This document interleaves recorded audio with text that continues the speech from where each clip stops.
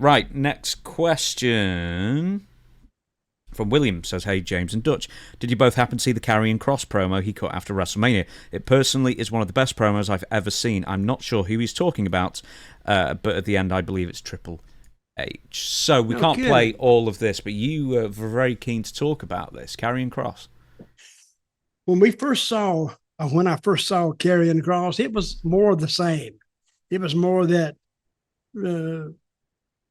weird type guy. You don't know a lot about his background and TikTok and what the hell does that mean. And hit actually fell apart while it was still on the vine.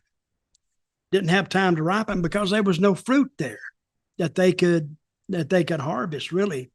So when he comes out and sits down at the desk, it was a good interview, a very good interview. And it only takes you just a few seconds of listening to it because he's talking about his character and they want to give him this, want to give him that. And, and he didn't like any of it, but they made him do it. Basically, it's what I got out of it. And we're going to see a different Karrion Kross. Now, if they do that with him, and I don't see where the girl adds anything to him at all, unless they're going to have her do something. But he did a very good interview. And why was it a good interview? Because he was literally shooting with it. He was actually telling the truth. And those were things that discouraged him when he tried to talk to creative, like, do this with me, or what do you think about this, or what do you think about that? See, they weren't listening to him, but now listening back to him, he has a lot of fire, and he made a point. And if they can follow through on that, they may have something with him. So, but can I guarantee that? No. But anything would beat that Karrion Kross and those. Who was those other two guys he had with him for a while? Was that him? Yeah, and Paul Ellering. Yeah. Why can I never remember those two guys? That's how nondescript they are. They were nondescript the first time they were there. So when he shows up, there was no story, there was no nothing. Karrion Kross found him two big monsters. And all of a sudden, Paul Ellering is there too. Made no sense whatsoever. Plus, he had a girl who never did anything. So, and he was right. They never did anything with him to increase people's fans' interest in him.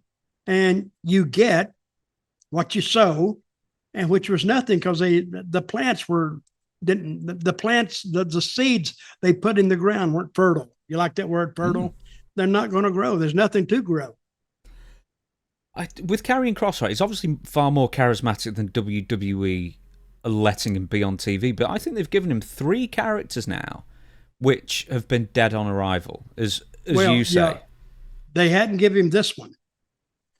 So maybe when they hear that interview or see it, something sparks in creative's mind. And I think it just needs to be 100% different than what he's putting out before. 100%. So, and we'll see what they come up with. I don't know what to do with him. I really don't. If I contributed anything, if I think of something, I'll tell the fans here first. Maybe they can get word to the WWE what to do with it. But he did show a lot of fire, and he also showed he can carry an interview.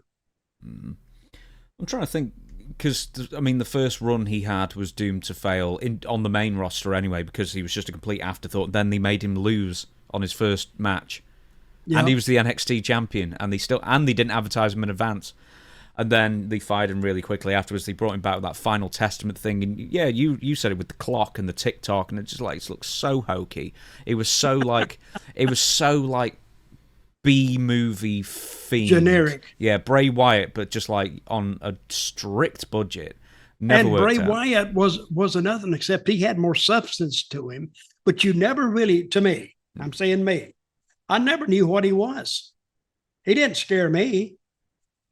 And I don't know if he scared the fans. I don't know. What was he supposed to be? Well, it's too late now. A freaky guy. But the production was an awful lot better. Here's the thing, though. Karrion Kross's latest character is he was imitating AJ Styles. This was a few weeks ago, just before WrestleMania. And then at WrestleMania, during the Logan Paul-AJ Styles match, he came out with some like brass knucks or something like that and says, Alan, use these, Alan. And then AJ Styles refuses to use these brass knucks and then punched Karrion Kross and then got in the ring and then lost. I was like, what's that mean? Who? What? I mean, where could that go? I don't know. Just a pair of losers. That makes no sense. But it was just the way. The thing is just like, okay, right, everyone knows him as AJ Styles, but it's like, Alan, come back. See, I think they're reading into that the fans know more than what they think they know.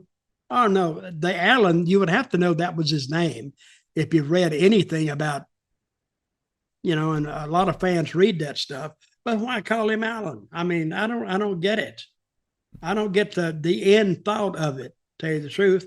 I don't think you could draw 15 cents with it.